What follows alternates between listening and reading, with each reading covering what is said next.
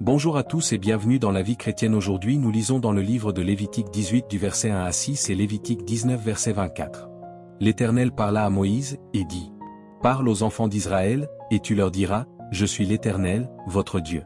Vous ne ferez point ce qui se fait dans le pays d'Égypte où vous avez habité, et vous ne ferez point ce qui se fait dans le pays de Canaan où je vous mène, vous ne suivrez point leurs usages. Vous pratiquerez mes ordonnances, et vous observerez mes lois, vous les suivrez. Je suis l'Éternel, votre Dieu.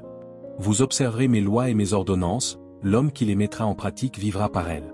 Je suis l'Éternel. Nul de vous ne s'approchera de sa parente, pour découvrir sa nudité. Je suis l'Éternel. La 4e année, tous leurs fruits seront consacrés à l'Éternel au milieu des réjouissances. L'Éternel est la lumière de notre vie. Il nous donne ce qu'aucun autre homme n'est capable de nous donner. Il nous protège plus que la plus grande armée, car il est celui qui sait et voit tout en avance. Disons merci pour tout ce qu'il fait et acclamons-le éternellement. Le livre de Lévitique qui est d'une richesse inouïe. L'Éternel ne se lasse pas de parler à son peuple des situations que vivent les hommes, les situations qui mettent en mal l'harmonie sociale et surtout éloignent la créature de son Créateur. L'Éternel ce jour nous parle d'une sexualité sataniste qui amène l'Éternel à chasser ses peuples qui en ont été coupables. Il ne voudrait pas que ceux qui l'écoutent tombent dans la même erreur. Nous avons dans notre société, des hommes qui tous les jours, sont sujets à ces innombrables abominations. L'Éternel nous invite à les abandonner et même à ne pas y faire allusion si nous ne voulons pas nous voir chassés hors de sa présence.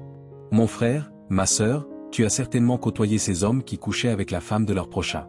Tu as certainement rencontré ces hommes qui sont en abomination à l'Éternel, parce que couchant avec les gens du même sexe. La parole de ce jour nous demande de mettre un terme à tout cela et de ne pas se conformer à la société dans laquelle nous vivons mais de vivre selon sa volonté. Il est vrai que parmi nous, il y a ceux qui font ces pratiques à cause du pouvoir, de l'avoir et du savoir. Mais l'Éternel te dit que, si tu as choisi cette voie, tu n'es plus avec lui.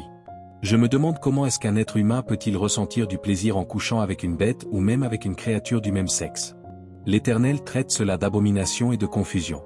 En quelques mots, ce texte nous fait comprendre que nous devons être soumis aux lois divines. Merci de nous avoir écoutés, que Dieu vous bénisse. N'oubliez pas de vous abonner à la chaîne et d'activer la cloche de notification. Merci. Pasteur Koto Eyum.